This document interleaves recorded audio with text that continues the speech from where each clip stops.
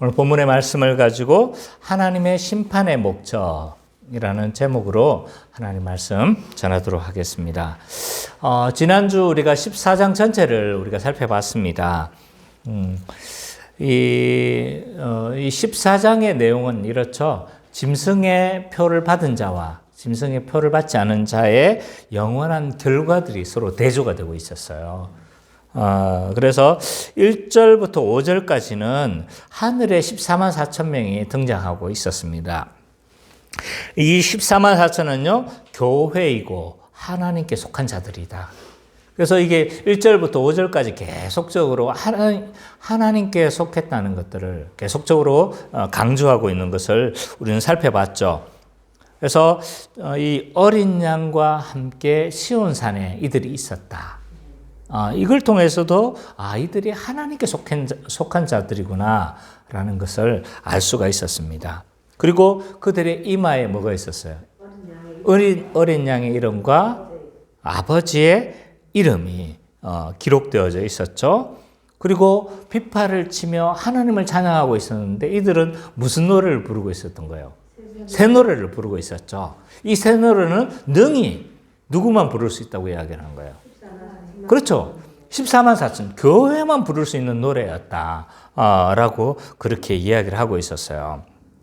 그리고 이들은 순결한 자, 어린 양의 인도함을 따라가는 자, 이런 묘사들을 통해서 이들은 계속적으로 강조되어지고 있는 것은 뭐냐? 하나님께 속해 있었다.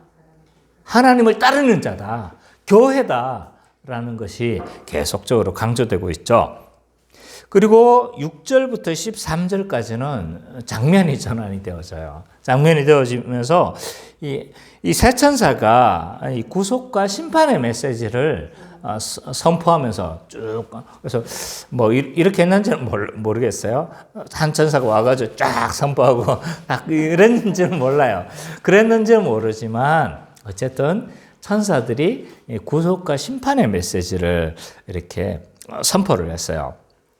그래서 첫째 천사는 영원한 복음을 가지고 있다고 이렇게 묘사를 하면서 그가 이 영원한 복음을 땅에 거하는 모든 자들에게 이렇게 구속 메시지를 선포한 거죠. 그래서 이 첫째 천사는 구속의 메시지를 지금 보내고 있구나, 선포하고 있구나. 그리고 둘째 천사는요, 심판에 관한 메시지를 선포하고 있어요. 그 심판의 내용이 뭐예요? 큰 성 바벨론의 멸망에 대해서 이렇게 선언하는 거죠. 왜 이 큰 성 바벨론이 멸망하느냐라고 했을 때 이들은 어떤 존재인 거예요? 하나님을 대적할 뿐만 아니라 하나님의 백성을 우상 숭배로 이끌어가는 어떤 대표주자, 샘플 또는 상징, 이런 의미를 가지고 있는 거죠. 그래서 이들은 우상 숭배로 이끌어가는 주역이었기 때문에 하나님이 이들에 대한 심판을 좀 말하고 있는 겁니다. 그리고 셋째 천사는요, 이 짐승을 경배하는 자의 고통과 또 그들의 어떤 심판에 대해서 이렇게 경고를 하고 있는데 이것도 심판의 메시지죠, 그죠?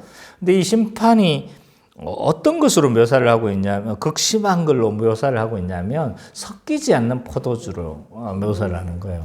진노의 잔, 하나님의 진노가 담긴 섞이지 않는 포도주와 같다라고 이야기를 하는 거예요. 그래서 아주 그 심판이 혹독하고 하나도 가감이 없고 희석됨이 없는 아주 순도 100%의 그런 심판이 되어질 거다. 근데 그것이 어떻다는 거예요? 영원하다는 거죠. 영원하다는 것을 이야기를 하면서 그 심판이 얼마나 무섭고 극심한 것이며 그것이 얼마나 지속되어지는가를 잘 보여주고 있습니다. 그리고 14절부터 16절까지는 이 두 종류의 추수에 대해서 언급을 하고 있습니다. 이 두 종류의 추수를 시행하시는 이는 예수 그리스도시며 또 이 14절부터 16절까지는 곡식 추수를 보여주고 있는데 이 곡식 추수는 신자의 구원을 상징을 하고 있고 17절부터 20절까지는 포도 추수를 이렇게 보여주고 있어요. 근데 이것은 불신자의 심판을 상징하고 있는 거다. 불신자의 심판을 상징한다는 근거가 뭡니까? 라고 했었을 때 하나님의 진노가 어디에 떨어졌다고 이야기를 해요? 포도에 떨어졌다. 그 다음에 불을 다스리는 천사가 나왔다. 네. 그리고 성 밖에서 이 일들이 이루어지고 있다라는 것들을 통해서 이 포도 추수는 일반적인 추수가 아니라 불신자에 대한 심판을 상징하고 있구나라는 것을 우리가 좀 살펴봤습니다. 자, 오늘은 이제 지난주까지가 사실은 이제 어떻게 보면 삽입의 전체였어요. 그래서 10, 11, 12, 13, 14장까지가 사실 중간 삽입인 거예요. 중간 삽입. 굉장히 길었죠. 그죠? 그래서 물론 성격을 좀 달리하는 측면들이 있었어요.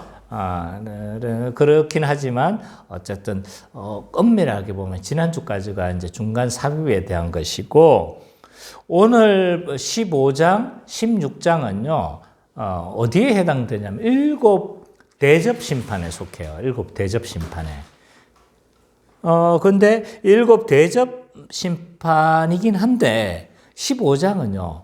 16장은 심판의 내용 전체를 이야기를 하고 있고 15장은 그것의 서론격이라고 할 수 있는 거죠.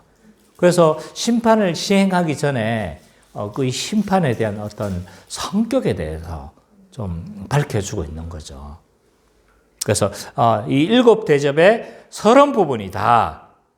이렇게 이해를 하시면 될 것 같습니다. 자, 7 심판은요. 7인, 지금까지 우리가 살펴봤는 거 7인, 또 7 나팔, 그 다음에 이제 7 대접, 마지막에 해당하는 거죠. 그죠? 마지막에 해당하기 때문에 이것을 마지막 재앙이라고도 불립니다. 근데 이 재앙이 뭐 이렇게 연속적으로 이렇게 7개 하고 7개 하고 7개 하고 그래서 총 21개가 그건 아니에요. 그건 아니고 비순차적인 뿐만 아니라 이것이 또한 이게 뭐 다 각각의 다른 심판이 아니라 이 심판의 어떤 다양한 측면을 보여주고 있는 것이지 이것이 어떤 심판의 순서라든지 심판의 각각의 내용을 가리키는 것은 아니라는 걸 좀 잘 명심해 주셨으면 좋겠어요. 어쨌든 이 심판은 마지막 재앙이다라고 이야기를 하고 있습니다. 그래서 이 7 대접 심판은요. 이 심판의 어떤 최종적 측면을 많이 강조하고 있어요. 그래서 이 중간중간에 보면 있잖아요. 이 심판을, 앞에 심판에서도 우리가 살펴봤지만 중간중간 보면 뭐가 있었냐면 회개를 촉구를 해요. 회개를 촉구하거나 뭐 이렇게 뭐 좀 돌이켰으면 하는 이런 어떤 메시지라고 해야 되나요? 그런 것들이 있었는데 전혀 그것에 대해서 이제 회개를 촉구하거나 기대하는 장면이 전혀 없다. 그래서 아주 최종적인 심판이구나라는 것을 우리가 좀 알 수가 있습니다. 또 이 다른 심판 시리즈는요 중간중간에 삽입이 존재돼 있어요. 그래서 삽입이 있었잖아요. 그런데 내일 이제 7 대접 심판 다음 주에 하게 되겠지만 그 중간에 삽입이 없어요. 7개가 다이렉트로 막 쫙 이루어지는 거죠. 그래서 이 중간 삽입의 교회를 이제 앞에 심판에서는 있었는데 이 교회를 넣음으로 말미암아 대조되는 한 멸망과 심판을 받는 자와 또 심판에서 구원받는 자가 이렇게 대조되어지고 또 한 측면으로는 뭐예요? 그렇게 대조만 하는 것이 아니라 이들이 회개하며 돌아올 것에 대한 어떤 기대가 그 가운데는 있었던 거죠. 그러나 여기에서는 중간 삽입도 없어요. 그래서 이 마지막 종말적인 최종적 측면이 굉장히 강조되고 있다. 그리고 이 심판의 강도도 있잖아요. 다른 심판보다 훨씬 강력합니다. 그래서 앞에 등장했던 여러 심판들이 다시 등장해요. 근데 다시 등장하지만 이 심판은요, 앞에 것과 사실은 대조표를 비교해보면 굉장히 심판의 강도가 세졌다는 것을 알 수가 있어요. 그거 하나하나 사실은 이렇게 세졌다라고 이렇게 보여드리고 싶지만, 그렇게 하면 또 시간도 너무 많이 들고, 물론 뭐 다음 주에 그렇게 할지는 모르겠지만, 어쨌든 이런 심판의 강도가 굉장히 세진다는 걸 알 수가 있어요.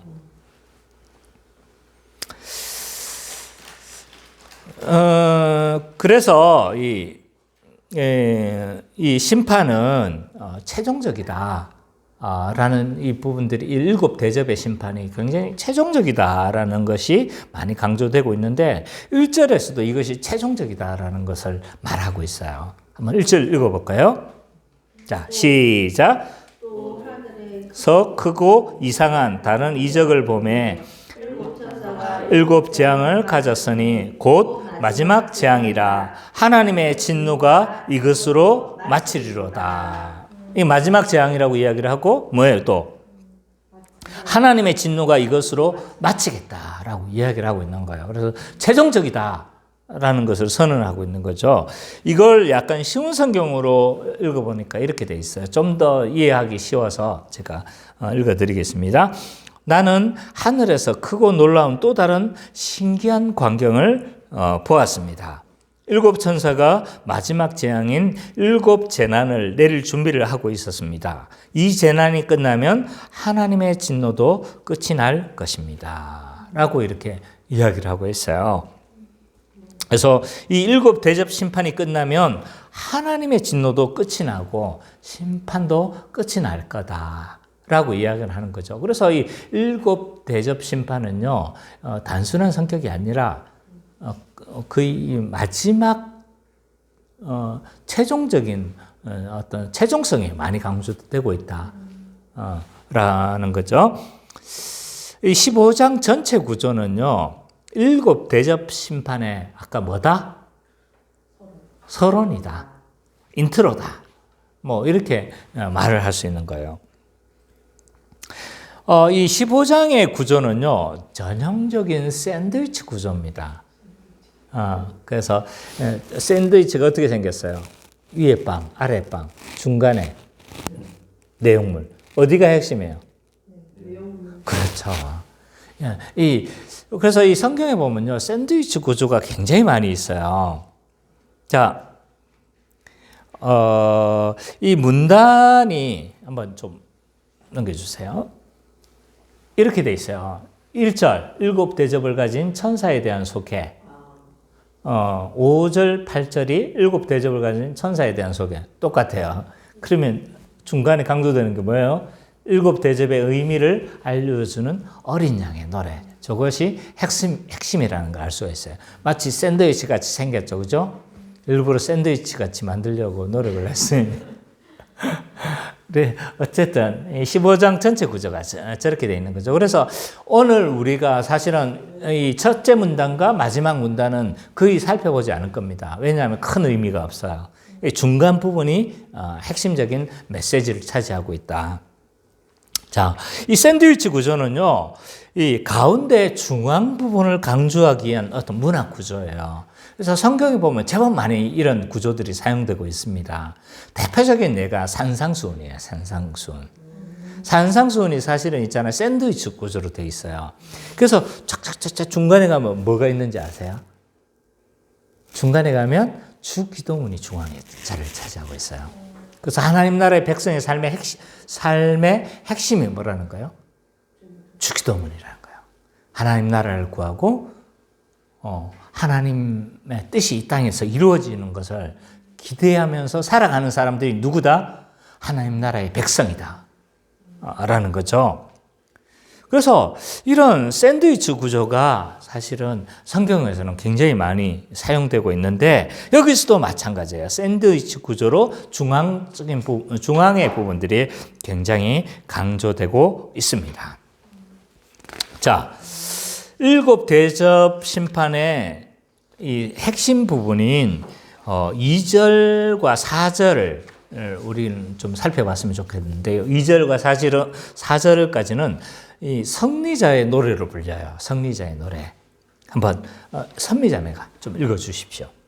또 돌아보니 불이 섞인 유리바다 같은 것이 있고 짐승과 그의 우상과 그의 이름의 수를 이기고 벗어난 자들이 유리바다 가에 서서 하나님의 검은 고를 가지고 하나님의 종 모세의 눈에 어린 양의 노래를 불러이르되 주 하나님 곧 전능하신 이시여 하시는 일이 크고 놀라우시도다. 만국의 왕이시여 주의 길이 의롭고 참되시도다.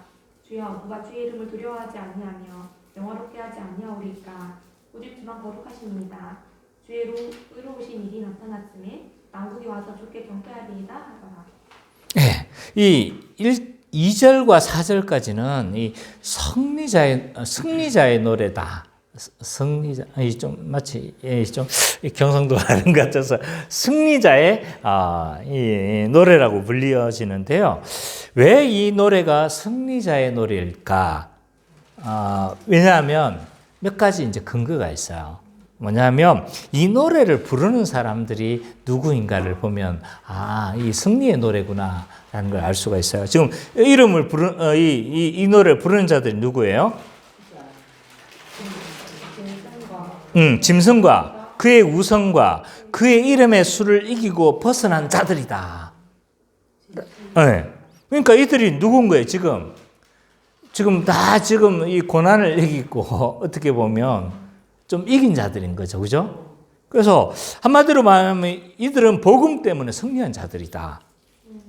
곧 교회다라는 것을 알 수가 있어요. 그리고 요한계시록의 어떤 표현으로 빌리자면 이들은 누구냐라고 했었을 때 그 이마에 하나님의 인을 맞은 자들이다. 또 하늘에 거하는 자들이다. 생명책에 기록된 자들이다. 또 이마와 손에 짐승의 표를 받지 아니한 자들이다. 이게 다 교회에 대한 여러 요한계시록의 표현들이죠, 그죠? 그래서 이들은 승리한 자들의 노래다. 승리자들이고 이들이 부르는 그래서 이 노래가 승리자의 노래로 불리는 거죠.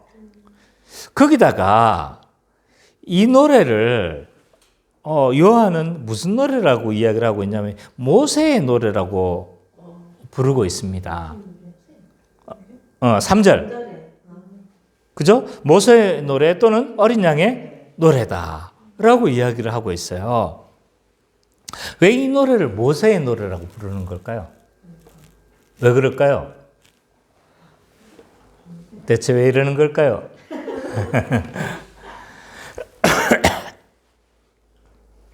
자, 왜 이 노래를 모세의 노래라고 부르냐면 모세의 노래는요.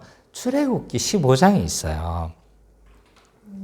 출애굽기 15장에 모세의 노래를 배경으로 하고 있기 때문이에요. 그래서 사실은 모세의 노래와 지금 요 뒤에 승리자들이 부르는 노래의 내용이 거의 유사합니다. 사실은. 그래서 이 모세의 노래가 어떻게 해서 불려지는가를 보면 우리는 좀 알 수가 있어요. 왜 이 모세가 좀 노래를 부르고 있느냐? 왜 승리의 노래를 부르고 있느냐? 14장에 무슨 사건이 있을까요? 출애굽 사건이 있는데 그 출애굽에 어떤 사건이 있을까요? 홍해를 가는 사건이 있는 거예요. 그래서 우리 15장 한번 14장 펴보고 한번 하죠. 출애굽기 14장. 출애굽기 14장을 한번 펴보죠.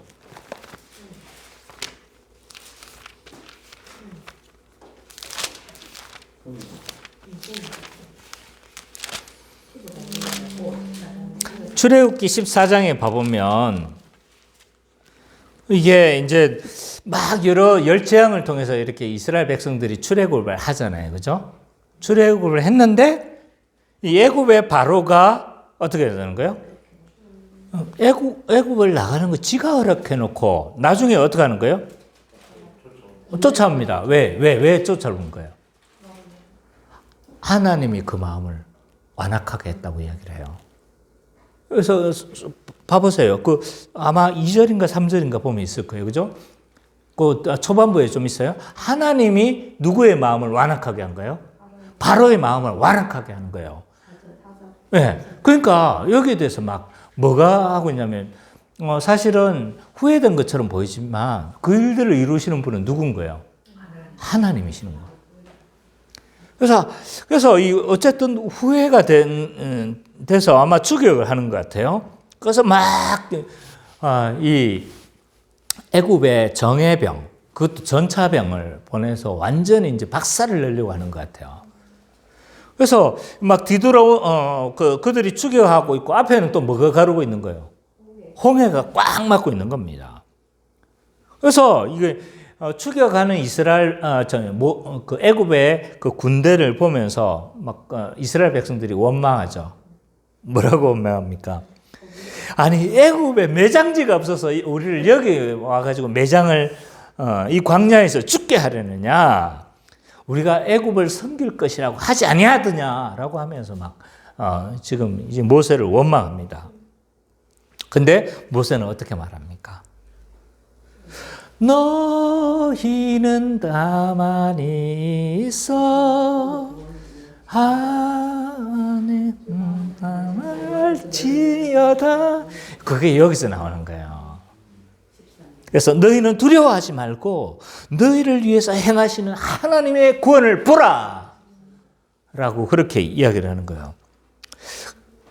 그래서 가만히 있어. 하나님이 행하시는 걸 어떻게 행하는 걸 보라. 이렇게 이야기를 하면서 지팡이를 어떻게 하는 거예요? 영화에서 봤죠? 합니다. 그래서 그러니까 어떻게 되는 거예요? 홍해가 따라했어요. 쫙 갈라지는 걸 우리 목격을 한 거예요. 그래서 막 그곳을 어떻게 합니까? 지나가는 거예요. 지나가는데 그걸로만 끝나는 게 아닌 거예요. 막 뒤따라 누가 쫓아옵니까? 애굽의 군대들이 막 오는데 다 빠져나가니까 홍해가 그냥 확 닫아버리죠. 이 이미지를 우리가 13장에서도 우리 요한계시록에서도 봤죠, 그죠? 그래서 확 닫아버리는 거예요.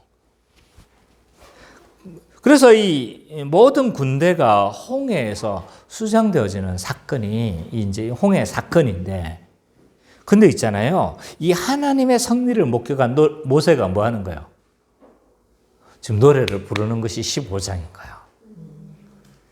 그래서 이 하나님의 구원하심을 보면서 어떻게 한 거예요?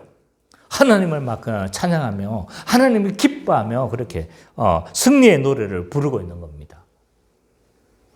따라서 이 노래가 모세의 노래라는 걸 통해서도 이 노래가 무슨 노래다? 승리자의 노래다. 승리의 노래다. 라는 것을 충분히 우리는 발견할 수 있는 거죠. 그래서 요한은 이 모세의 노래라고, 이 노래를 모세의 노래라고 이야기를 하면서 모세의 노래와 조금 결부를 시키려고 하는 겁니다. 그래서 이 모세의 노래와 지금 이 승리자들이 부르는 노래가 뭐하다? 비슷하다는 걸 지금 좀 이야기를 하고 있는 거죠.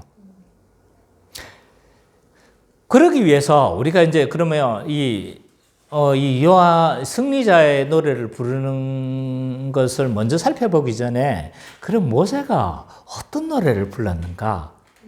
그래야 이게 지금 누가 지금 승리자가 부르는 노래가 어떤 관계가 있는지를 알 수가 있는 거겠죠? 그럼 출애굽기 15장을 우리가 또 봤으면 좋겠어요.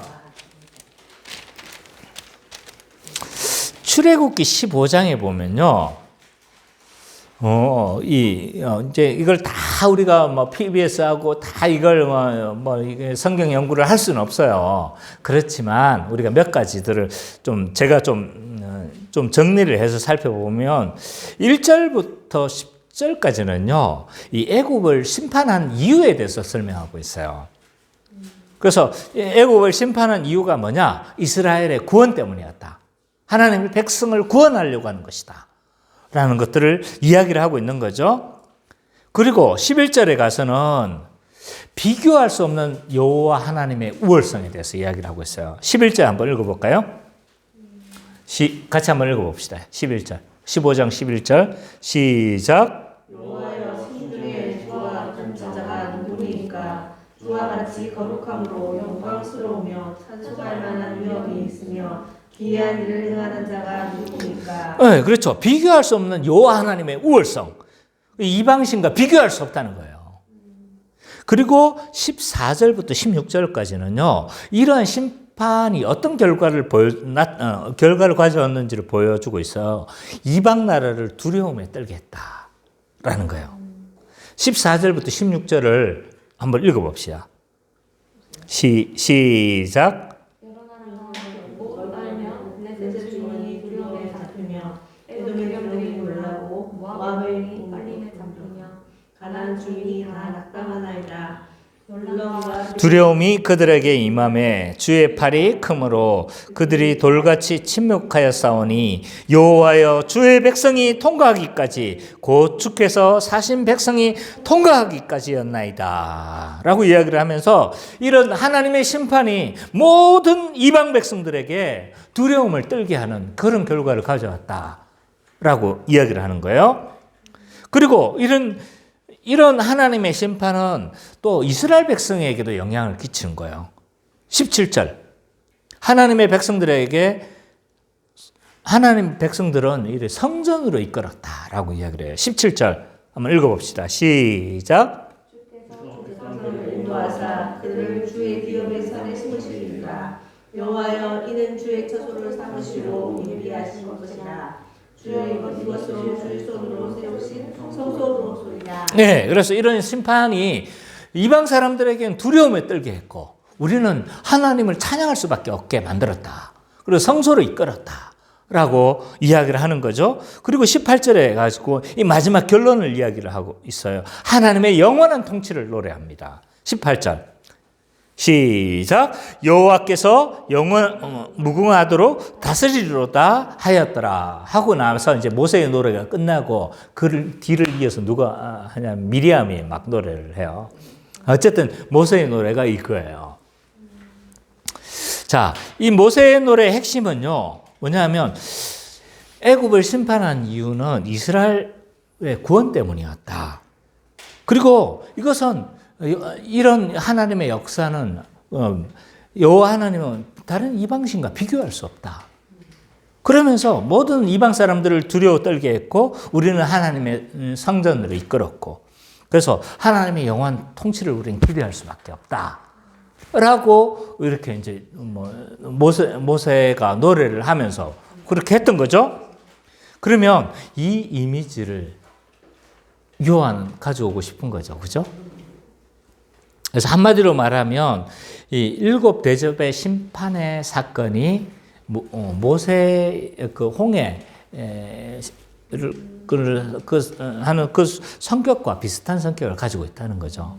비슷한 성격을 가지고 있고 그 모세의 노래 이미지를 가지고 이 7 심판의 어떤 성격들을 규정하고 싶은 거예요. 그래서 이 사건은 새 출애굽의 사건이다. 이런 의도를 가지고 말을 하려고 하는 겁니다. 그래서 이 7 심판은요, 이 대적을 멸하고 이스라엘을 구원하는 그런 새 출애굽의 그런 사건이다. 라고 강조하고 싶은 겁니다. 자, 그러면 하나하나 이게 이제 새 노래와, 승리자의 노래와 어떤 관계성을 가지고 있는지 한번 볼게요. 이 출애굽의 홍해의 심판이 무엇을 목적으로 했는가? 먼저, 이스라엘 백성을 구원하는 게 목적이었다는 거예요. 그죠? 그래서 7 대접의 심판의 목적도 뭐라는 거예요? 교회의 구원을 위한 것이다. 라는 거예요. 마지막 심판의 성격이 물론 악한 자들을 막 멸하고 악한 자들을 벌하는 것도 있지만 그런 많은 것이 더 목적이라는 거예요. 하나님의 백성, 하나님의 신자, 교회를 구원하는 것이 하나님의 심판의 목적이다. 라는 거예요. 자, 얼마 전에 유튜브 영상을 봤어요. 제가 동물의 왕국 이런 거 잘 본다고 했잖아요. 그죠? 어떤 트레킹 하던 사람이 아마 아프리카 이런 나라는 아닌 것 같아요. 구조가 보니까 아마 미국쯤 되어 보이는 것 같아요. 근데 이제 이게 바디캠이 있어가지고 이게 다 찍힌 거예요. 그래서 아마 자전거를 타고 갔는지 그냥 트레킹을 했는지는 모르겠지만 가다가 이렇게 이제 트레킹을 하다가 오솔길에서 누구를 만났냐면 쿠거를 만난 거예요. 쿠거가 고양이처럼 작은 게 아닌 거예요. 거의 퓨마처럼 정도의 크기의 퓨마. 응. 그러니까 이거 와 큰일 났다 이거. 그래서 막 그 안에서는 실제로 이 사람이 막 욕을 내뱉대요. 막 욕을 내뱉으면서 이렇게 막 이거 큰일 났다 뭐 이러고 있었는데 이 쿠거는요 사람이 상대하기는 굉장히 큰 동물입니다. 이 쿠거가 근데 거기에다가 굉장히 지금 위협적인 몸짓으로 막 이렇게 했습니다. 그래서 실제로 보니까요 쿠거가 굉장히 화난 것처럼 보이더라고요. 하면서 막 이러는 거예요. 근데 얘도 진짜 침착하게 행동을 하더라고요. 그래서 막 얘도 확 큰 소리 지르면 이러는 거예요.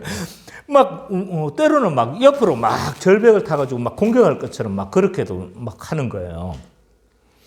그래서 이런 쿠거와 지금 서로 막 대치를 하면서 트래킹을 하던 사람이 어떻게 하는 거예요? 막 뒷걸음 치는 게 막 그대로 찍힌 거예요. 뒷걸음 치면서 계속 찍힌 거예요. 이게 이 장면이. 그래서 막 계속 이렇게 하는데 이 사람도 약해 보이지 않으려고 막 몸을 부풀린 것 같아요. 몸을 부풀려 가지고 막 여기도 막 소리를 지르더라고요. 와 막 하면서 소리를 지르면서 막 그랬는데 한 100m 상당히 오랜 시간을 후진을 하더라고요. 계속 후진을 하다가 결국은 쿠거가 안 되겠는지 확 도망가는 거예요.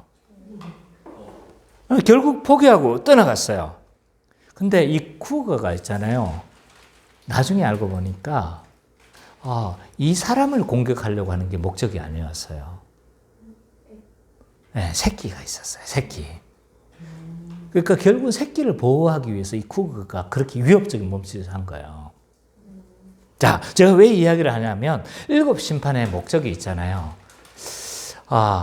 하나님의 마지막 심판이잖아요. 마지막 심판의 목적이 물론 악한 자들을 벌하고 세상을 하나님을 반역하는 자들에 대해서 이렇게 심판하는 것이기도 하지만 그럼에도 불구하고 더 근본적인 목적은 뭐라는 거예요? 하나님의 백성을 보호하는 게 목적이라는 거예요.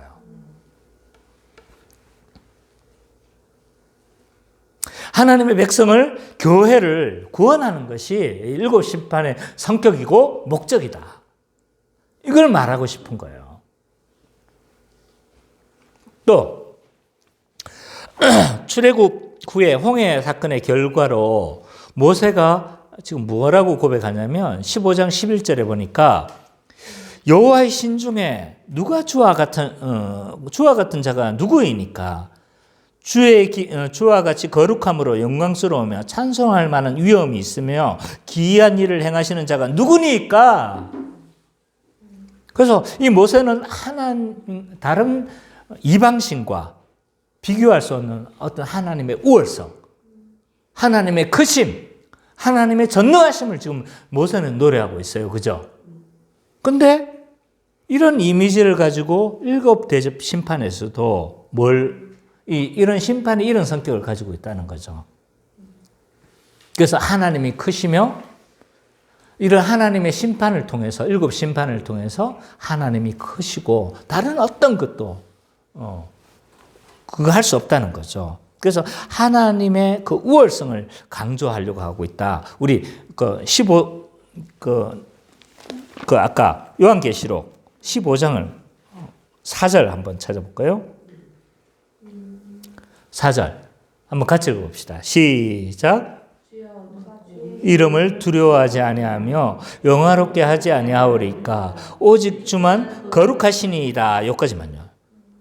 네, 동일한 고백을 하고 있죠. 거의 지금 아까도 내가 좀 다른 것도 있었는데 앞에 것도 있었는데 다 지금 거의 유사한 구조를 가지고 있어요. 그래서 이런 하나님의 심판을 통해서 7 대접 심판을 통해서 하나님이 누구라는 거예요? 세상을 주관하시며 하나님을 세상을 다스리시며 인간이 그렇게 교만하고 인간이 그렇게 잘난 척하지만 그것들을 하는 것이 아무것도 아니며 하나님의 크심이 나타날 것이라는 것을 그렇게 뭐하고 싶은 거예요? 드러내고 싶은 거예요. 그래서 이 7 심판은요 하나님의 높으심을 드러내는 사건이다 라는 거예요. 지금 어떻게 지금 어떤 구절을 이해가는지 알겠죠? 동일한 구조라는 거예요. 지금 출애굽기 15장과 지금 이 승리자의 이 노래가 동일한 구조라는 거예요. 지금 거의. 그 다음에 이 출애굽 15장 출애굽기 15장 18절에 보면 이 모세는요 그 심판의 결과를 하면서 18절에 뭘 노래하고 있냐면 하나님의 영원한 통치를 기대하며 간구하고 있어요. 이런 이미지를 가져와서 어쩌는데요? 저기 출애굽기에 있는 그 이미지를 가져와서 지금 승리자의 노래에서 그대로 사용하고 싶은 거예요. 그래서 일곱 심판을 통해서 이 하나님의 영원하신 통치를 기대하려고 하는 거죠. 그것이 4절 후반부에 있어요. 자, 시작. 주의 의로우신 일이 나타났음에 만국이 와서 주께 경배하리이다. 그래서 하나님의 영원한 통치를 기대하는 것이 여기도 지금 그대로 드러나고 있는 거죠. 그래서 하나님의 그 영원한 통치를, 일곱 심판은요, 하나님의 영원한 통치를 가져오고 그것을 기대할 수밖에 없게 한다라는 거예요. 이처럼 이 일곱 대접 심판을 묘사할 때 이 모세의 노래의 이미지를 차용한 이유는요, 두 가지 비슷한 성격을 가지고 있기 때문이에요. 그래서 그 출애굽 그 사건이 그 하나님의 백성들을 구원하려고 하는 것처럼 이것도 뭐다? 하나님의 백성을 구원하려고 하는 거다. 그리고 출애굽의 그 사건이 그 이방 사람들을 떨게 했던 것처럼 세상 모든 사람들을 떨게 할 것이다. 그리고 그것이 우리 하나님을 경배할 수밖에 없었던 것처럼 하나님의 백성도 이 사건을 목격하면 하나님의 영원하심을 경배하고 노래할 수밖에 없을 것이다. 그리고 그 사건으로 인해서 이스라엘 백성들이 하나님의 통치를 기대했던 것처럼 우리도 또한 하나님의 영원하신 그 통치를 기대할 수밖에 없을 것이다. 그래서 모세의 노래의 이미지를 그대로 지금 차용하고 있는 겁니다. 단지 차이점은 있어요. 출애굽기 15장의 15장의 모세의 노래는요, 이스라엘 백성들만의 구원을 노래한 거예요. 그러나 여기는요, 요한계시록은요, 모든 만민, 모든 민족의 구원을 노래하고 있다. 대상은 약간 차이가 있지만 그러나 같은 성격이다.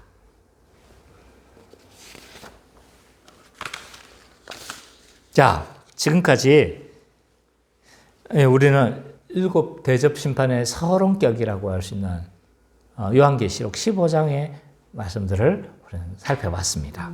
그죠? 자, 이 본문 전체를 통해서 우리에게 주는 핵심 메시지는 이거예요. 중간에 빠졌죠? 정리해 준 거 없었어요? 너무 이게 시간이 불필요한 것 같아서 빼버렸어요. 그래서 하나님의 심판의 목적은 뭐냐? 신자의 구원에 있는 것이, 하나님의 심판의 목적은요, 신자의 구원에 있는 것이고, 하나님 나라의 완성을 위한 것이기 때문에 두려워할 필요가 없다요. 하나님 심판의 목적이 뭐라는 거예요? 신자의 구원이고 하나님 나라의 완성에 있는 것이기 때문에 신자는 두려워할 필요가 없다는 거예요. 이해되십니까? 자, 나에게 있어서 하나님의 심판, 역사의 종말은 어떤 의미를 가지고 있을까? 나에게 있어서 종말은 어떤 의미입니까? 어떤 사람에게 있어서 이 역사의 종말, 최후의 심판은요, 두려움일 수도 있을 것 같아요. 특별히 한국교회 성도들이 가지고 있는 거의 대부분의 많은 사람들이 가지고 있는 기본적 이미지가 두려움이다. 아마 저는 이것이 세대주의 종말론에 많은 영향을 받았기 때문이라고 저는 생각을 합니다. 근데 이런 두려움의 이미지를 있잖아요. 두려움의 이미지를 가지고 있는데 문제는 거짓 선지자들이 있잖아요. 이 두려움을 악용한다는 거예요. 그래서 이 불건전한 종말론을 말하면서 많은 사람들을 혹세무민 하고 많은 사람들을 착취할 뿐만 아니라 많은 사람들의 시간을 어리석게 낭비하도록 만든다는 거예요. 그래서 이 거짓 선지자들은요, 예수님이 곧 오시니까 두려워하고 있는 사람들에게 예수님 곧 오시니까 뭘 강조하는 거예요? 은연중에 일상생활을 포기하도록 강요를 하는 겁니다. 대표적인 예가 신천지예요, 신천지. 참 욕하기 좋은 상대가 있어서 좋아요. 신천지는 이런 그 신자의 두려움을 악용해서 있잖아요. 이렇게 착취하는 거짓 선지자의 전형이에요, 전형. 자, 이들은 곧 종말이 올 거라고 이야기를 해요. 14만 4천이 실질적으로 다 차면 어떻게 되는 거예요? 종말이 오는 거죠. 지금 거의 다 찼어요. 얼마나 많이 갔는지 지금 그 숫자가 다 찼다니까요. 그러니까 곧 종말이 오니까 일상생활을 포기를 강요하는 거죠. 그래서 뭐에 집중합니까? 포교에 집중하는 거예요. 포교에. 역사의 마지막이 가까웠으니까 너 14만 4천 안에 들어야 될 거 아니야. 네 가족들 데려오고 너희 형제 데려오고 너희 부모 데려와서 14만 4천 안에 넣어야 되지 않겠어? 이런 종말에 대한 두려움을 악용하는 거죠. 악용. 그래서 많은 사람들이 이 두려움 때문에 많은 시간과 또 재산을 허비할 뿐만 아니라 우리에게 주신 하나님의 귀한 일상들을 어떻게 하는 거예요? 허비하고 낭비하도록 그렇게 악한 자들은 노리고 있다는 거예요. 그래서 이 종말이 우리와 상관이 없는 게 아니에요. 어떤 사람에게 있어서 역사의 종말은 이 두려움이 아니고 예수님 오시는 건 좋은데요. 지금은 좀 이런 잠시만의 태도를 가진 사람도 있어요. 예수님 재림을 기대하긴 기대해요. 근데 조금 후에 오셨으면 하는 기대감이 있는 거죠. 아마 젊은 층들이 그런 생각을 많이 가지고 있을 거예요. 저도 젊었을 때 그런 생각을 가지고 있었음을 부정을 못하겠어요. 예수님의 재림을 이야기를 하고 예수님의 마지막 최후의 심판을 이야기를 할 때 이렇게 아직요. 저 장가도 가야 되거든요. 저 시집도 가야 되거든요. 제가 꼭 이 장가 가기 전에 가졌던 생각입니다. 그래서 어떡합니까? 장가는 꼭 가보고 재림을 하고 싶었던 것 같아. 별거 아닌데. 그래서 이게 좀 오시는 것이 좀 주저되는 거죠. 막 마라나타 어서 오시옵소서 이렇게 막 그렇게 고백하지 못하는 거죠. 또 어떤 사람은 이렇게 합니다. 아직은요. 이제 막 제가 사업이 펴지기 시작했거든요. 지금까지 쭈글쭈글 했었는데 이제 사업이 펴졌습니다. 이거 좀 맛보고 가야 되지 않겠습니까? 이거 마무리는 제가 해야 되지 않겠습니까? 하면서 아직을 깊은 곳에서 오지 말라고는 말을 못 하겠고 마음 깊은 곳에서 막 자리 잡고 있는 거예요. 또 어떤 사람은 아직요. 제가 이제 막 집을 샀거든요. 이렇게 좋은 집을 샀는데 이 새 집을 샀는데 이 새 집을 버려야 되는 건가요? 제가 이 집을 살기 위해서 얼마나 고생을 했는데요. 막 내뱉지는 못하면서 마음 깊은 곳은 아직요. 몇 년만 살고요.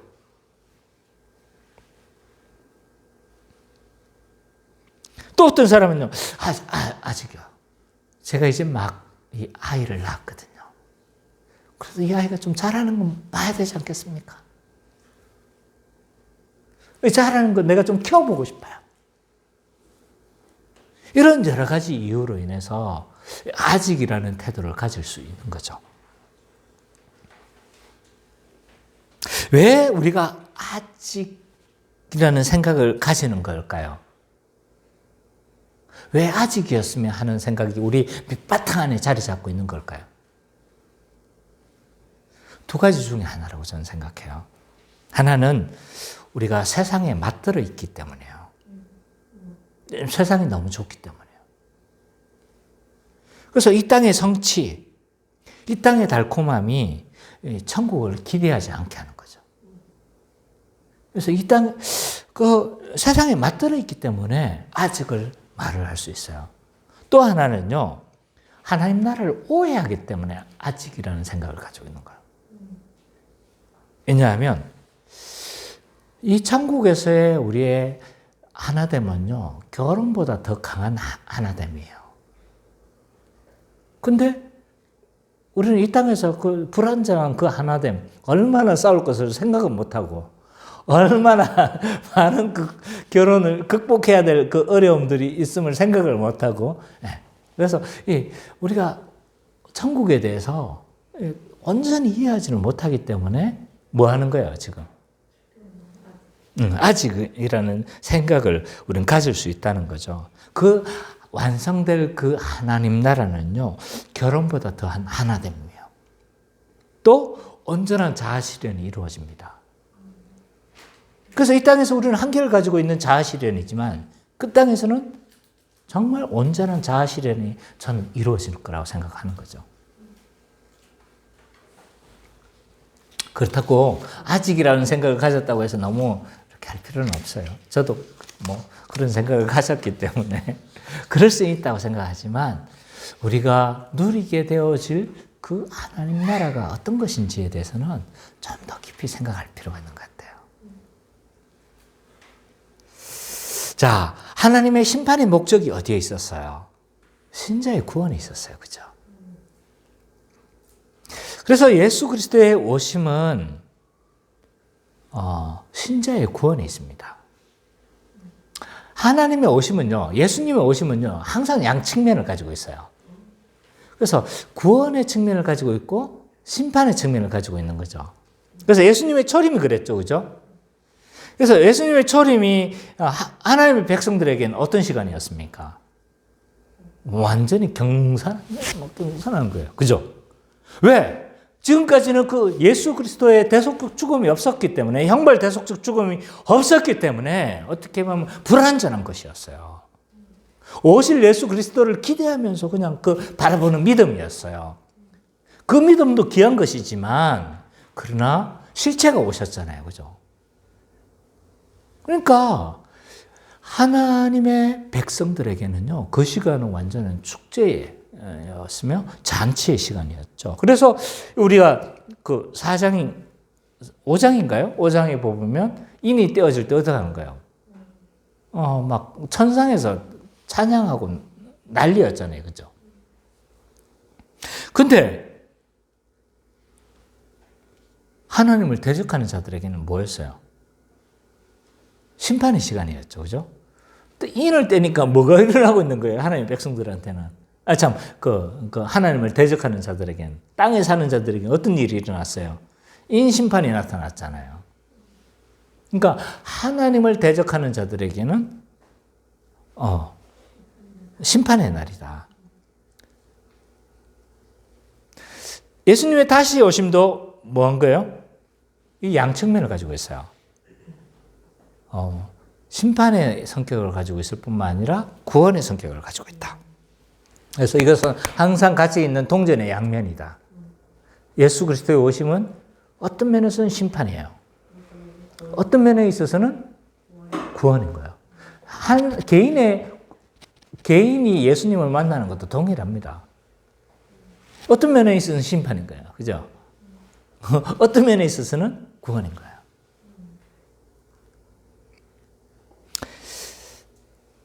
그러나 더 궁극적인 건 뭐예요? 예수 신자에게 있어서 재림은요, 더 궁극적인 건 뭐예요? 구원이죠. 구원과 기쁨의 시간이다. 되어줄 거다. 왜 신자에게 있어서 구원과 축복과 기쁨의 시간인가? 왜냐하면 그 시간은 하나님 나라가 완성되어지는 시기이기 때문이죠. 자, 하나님 나라의 한 요소인 땅이 어떻게 된 거예요?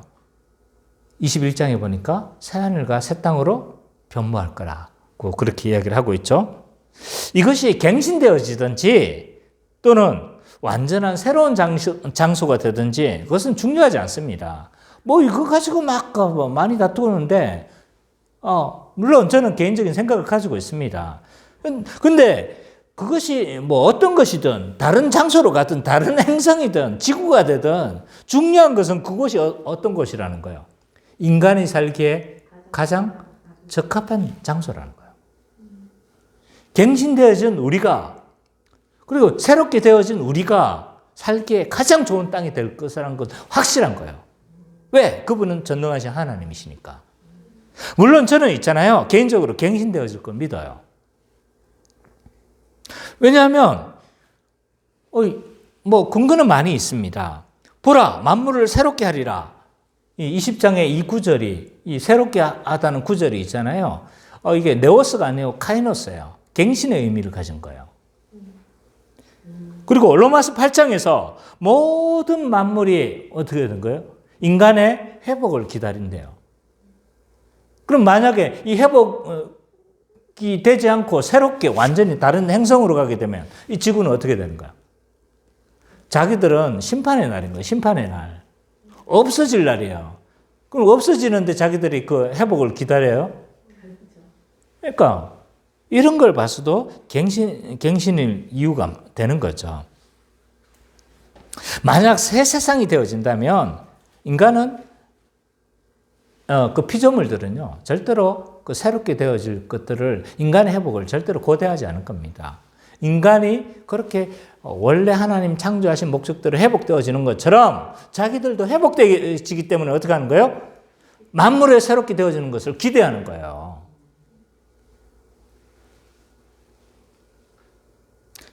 뭐 제 생각인 것만 아니고 많은 학자들이 이런 이야기를 하고 있죠. 안토니 후크마, 뻘코 많은 사람들이 이런 이야기를 하고 있습니다. 그리고 이 하나님 나라의 요소인 땅만 회복되어지는 것이 아니라 하나님의 통치는 변화될 게 없어요. 그 하나님의 영원하신 통치는 변화될 게 없어요. 과거에나 지금이나. 땅은 변화되는 거죠. 우리 사람은요, 그 백성은 어떻게 될까요? 새롭게 되어지는 거죠. 이 모습 이대로 좀 더 잘생겼으면 좋겠어요. 이게 내가 눈만 잘생겼으면 영화배우 뺨을 치는데 눈이 너무 쫙 찢어져가지고 이게 좀 안 좋아. 눈은 조금 갱신되어졌으면 좋겠어요. 자, 우리의 모습도 변화되어질 겁니다. 15장에, 고린도전서 15장에 보니까 우리 모습이 어떻게 바뀐대요? 썩지 아니할 몸, 용광스러운 몸, 강한 몸, 신령한 몸으로 바뀐다고 이야기를 해요.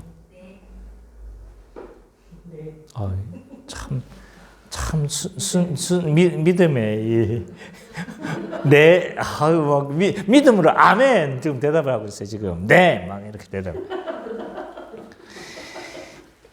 자, 썩지 않은 몸이라는 건 어떤 거예요? 썩지 않는 몸이 된다는 건 어떤 걸 의미하는 거예요? 그렇죠. 죄로 인해서 인간이 어떻게 됐습니까? 사망이 왔잖아요. 그죠? 그때는 우리가 썩지 않는다는 건 뭐예요? 죄가 없을 뿐만 아니라 뭐 하지 않는다는 거예요? 죽지 않는다는 걸 의미하는 거죠. 영광스러운 몸이 된다는 거죠. 우리가 타락하고 난 이후에 아담이 죄의 수치로 인해서 어떻게 했습니까? 가리려고 했잖아요. 그죠? 그 수치의 몸인 거예요. 우리의 몸은. 타락 이후에 모든 인류. 근데 예수님이 오시면 그 수치를 다 제거한 영광스러운 몸이 되어질 거라는 거죠. 이 몸이 어떤 모습일지 몰라요. 그렇지만 샘플로 보여주고 있는 것은 예수님의 변화산상의 모습이에요. 그런 영광스러운 예수님의 몸과 같은 우리의 영광스러운 몸으로 회복되어질 겁니다. 또 우리는 강한 몸이 될 거예요. 제 축구만 하고 오면요 이틀을 알아놓습니다. 아이고, 이 몸이 얼마나 이 노화가 되는지 지금도 좀 약간 이렇게 서 있는 게 편치가 않아요. 근데 그때는 어떻게 되는 거예요?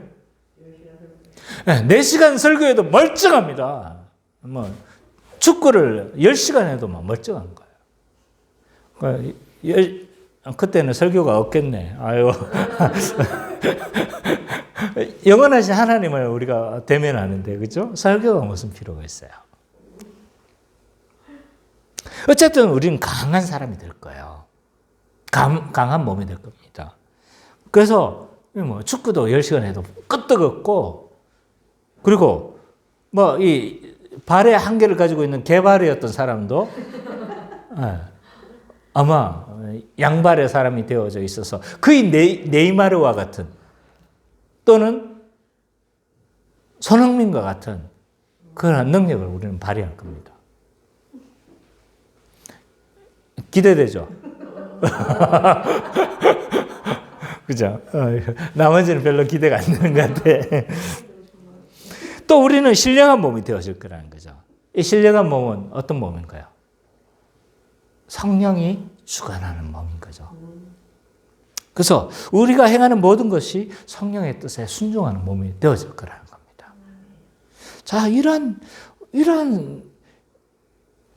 곳이 그곳이죠. 그런데 그것보다도 더 그곳은 어떠한 곳이냐? 하나님의 온전한 통치가 이루어지는 곳이다.